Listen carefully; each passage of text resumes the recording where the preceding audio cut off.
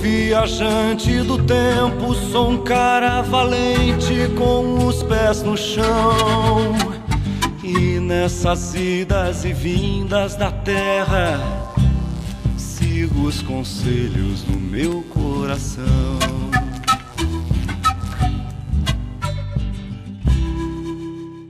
Zé Roberto, e enfim, toda essa estrutura, todas essas datas, esses acontecimentos, ficou aqui um legado importante que são esse trabalho de arte, que foi a escultura, que se deu origem a muita coisa importante, e a gente percebe que os povos indígenas faziam isso com amor e com devoção. Então não era, como muita gente pensa, que aquilo era uma massificação que mantinha o índio ali em apenas de uma redução. Quer dizer, era um povo liberto que realmente tinha como ponto mais alto não só o desenvolvimento da sua comunidade, mas também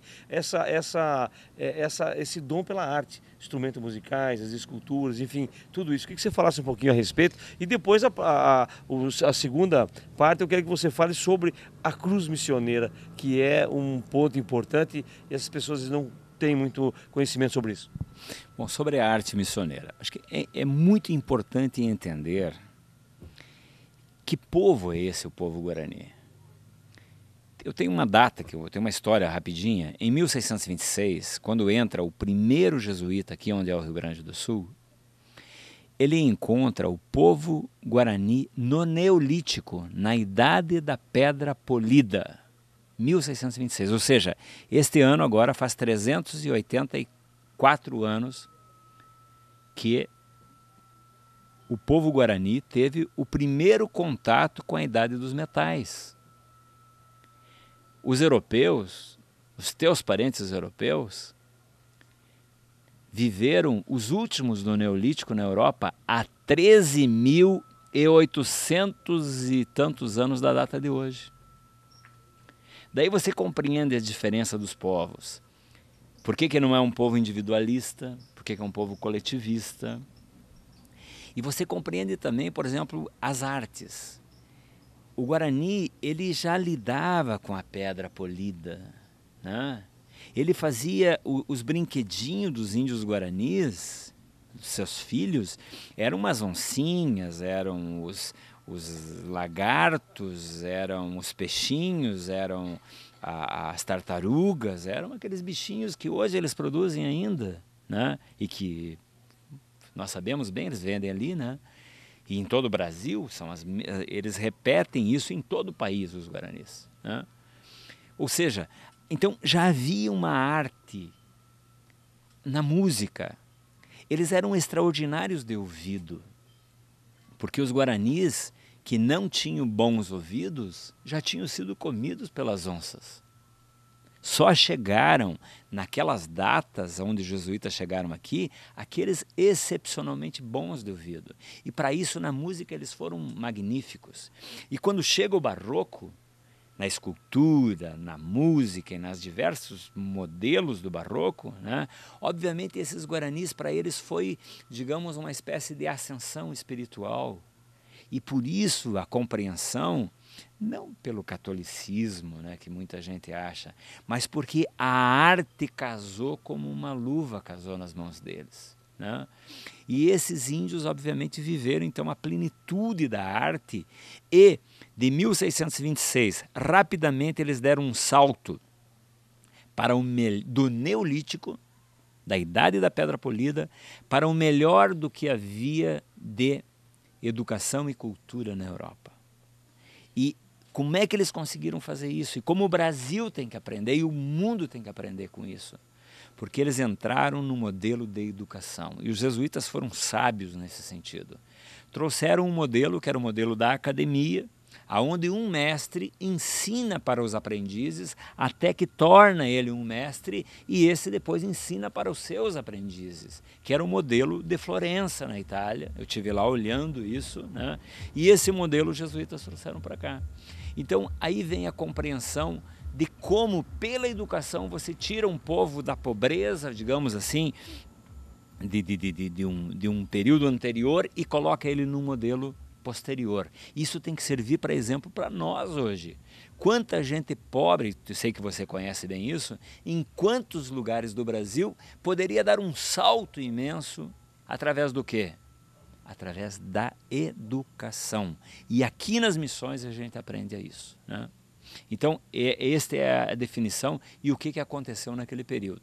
Obviamente, durante 160 anos de experiência, mesclou o que tinha de melhor de ciência naquele momento com aquele povo absolutamente aberto espiritualmente, e aconteceu a maravilha que aconteceu e que o Voltaire chama isso de triunfo da humanidade. Um modelo de educação, um modelo de aprofundamento, né, das ciências e da colocação disso à disposição de uma sociedade, né? Isso deve servir para nós hoje. Com relação à cruz missioneira, graças a Deus, eu tive uma oportunidade rara de... a primeira vez que eu tive na Espanha, eu descobri uma cruz exatamente igual à nossa. Depois, quando eu estava no Ministério do Turismo, eu fui, em nome do Brasil, até onde é o local dessa cruz, que é uma cidade chamada de Caravaca de la Cruz, que é na Espanha, e lá nós iniciamos um processo de irmanamento do Brasil com a Espanha. E hoje somos irmãos, município de São Miguel com a cidade de Caravaca. Descobri toda a história, né? Um padre chamado Francisco de Robles, que foi reitor dessa grande região aqui e superior dessa região, e que trouxe para cá essa cruz cerca de 1680, né? E essa cruz se multiplicou, esteve aqui em São Miguel, onde está uma das originais, em São Lourenço, em Santo Ângelo, em São Nicolau, em São Borja, em várias reduções você encontra elementos dessa cruz. Em São João Batista também, né? Então, esta cruz era uma espécie de representação espiritual e que foi plenamente aceita pelos povos nativos, pelo povo guarani, e obviamente os jesuítas usaram ela não só nas reduções aqui, nas reduções jesuíticas dos Guaranis, né? Mas também você encontra na cidade do México, você vai encontrar em vários lugares na América, em Cuba, em Havana, você encontra esse símbolo também, porque os jesuítas estiveram lá de 1728 até 1768, que é o mesmo ano da expulsão, né? Então você encontra esta cruz em muitos lugares. E para nós de hoje, é a nossa representação, né? Estou eu aqui com uma cruz, aliás, que veio da Espanha, essa aqui, né? E a gente mantém esse irmanamento, essa amizade com eles. Eles vêm para cá, nós vamos para lá, e cada vez mais a gente está trabalhando e aprofundando essa relação histórica, cultural, especialmente mística e espiritual, né? Caravaca é uma das 5 cidades santas do mundo, onde há indulgência plenária, inclusive, e obviamente que essa energia, que esse processo todo espiritual está muito presente aqui nas missões, né? Essa energia, essa coisa mística que tem aqui. Ela tem duas como é que eu te falar? Tem duas travessões. Duas travessões. Isso. E qual é o significado dessas travessões?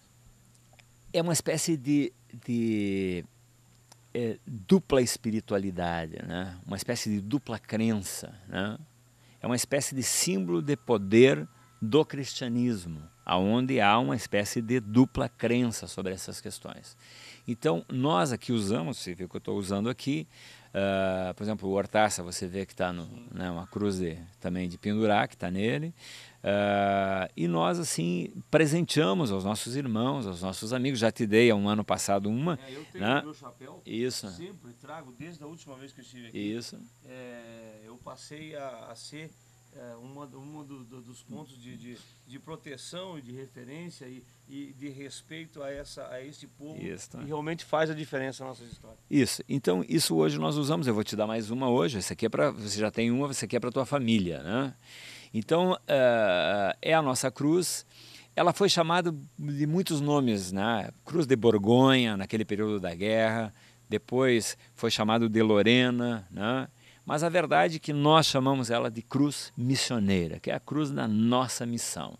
E tem o sentido da missão nossa perante essa vida, perante essas coisas todas. Inclusive, na original dela, né, ela diz que este símbolo da cruz afugentará as adversidades, né? Então quem usa uma cruz dessas, obviamente, repele todo tipo de coisa ruim que possa haver, tanto material como também espiritual, né? Esse é o sentido.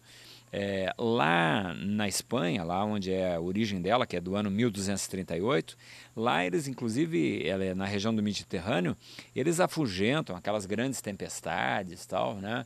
Então há rezas especiais para esse tipo de coisa, e nós aqui nas missões também fazemos isso, né? Mas usamos, obviamente, no nosso dia também nessa relação espiritual que, obviamente, o povo missioneiro todo, você vê que tem algo diferente, tem uma energia diferente por perto, né? Zé Roberto, as pessoas que nesse momento, a gente ia ficar aqui mais 2 horas falando, porque muito assunto tem para fazer, mas o nosso tempo está se esgotando. É o teu e-mail, o site, onde as pessoas podem buscar esta obra que realmente a gente recomenda. E tem aqui um resumo importantíssimo a todas as pessoas que se interessarem pelo assunto do Brasil. Falo do Brasil porque a região missioneira traz aqui o berço dessa civilização importante. Eu quero que você passe os seus contatos. Bom, pode ser pelo nosso e-mail, né, que é joseroberto_, que é aquele risquinho de baixo, de Oliveira, @yahoo.com.br, que é o que eu mais uso, né?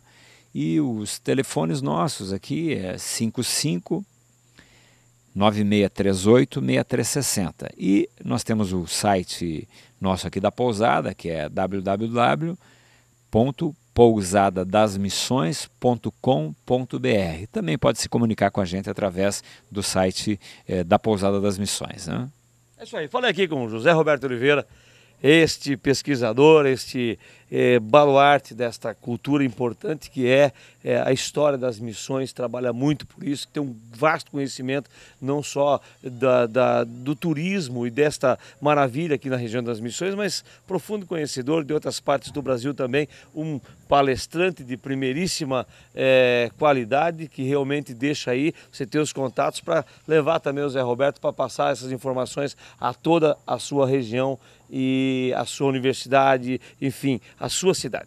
Quero te cumprimentar e pedir as bênçãos sempre do nosso Pai Celestial para que a gente possa continuar levando essas informações importantes e encorajando as pessoas que esse Brasil tem jeito, que a América do Sul tem jeito e as coisas precisam ser melhoradas a cada instante. Que os santos missioneiros lhe acompanhem. Amém. Amém. É isso aí, segura que daqui, de algum lugar do Brasil, estaremos voltando com muito mais informação para você, meu amigo, meu irmão do Rancho da Prosa.